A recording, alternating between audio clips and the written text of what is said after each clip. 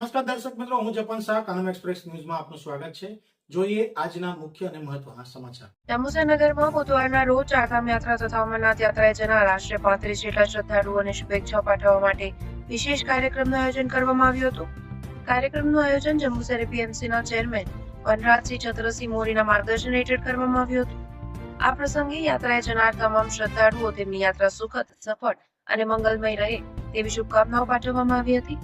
કાર્યક્રમ દરમિયાન ઉપસ્થિત મહાનુભાવોએ યાત્રાળુઓને શુભાશીષ આપ્યા હતા અને તેમના આધ્યાત્મિક પ્રવાસ માટે શુભેચ્છાઓ વ્યક્ત કરી હતી.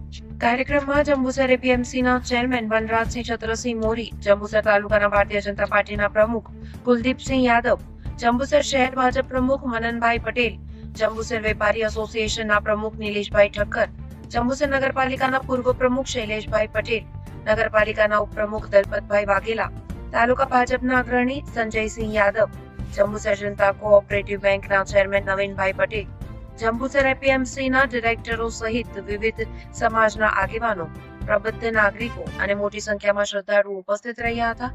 કાર્યક્રમના અંતે સૌએ યાત્રાળુઓને શુભકામનાઓ પાઠવી હતી તેમજ સુરુચિ ભોજનનું આયોજન કરવામાં આવ્યું હતું. ધાર્મિક અને સામાજિક સૌહાર્દ માહોલ વચ્ચે કાર્યક્રમ સફળતાપૂર્વક સંપન્ન થયો હતો.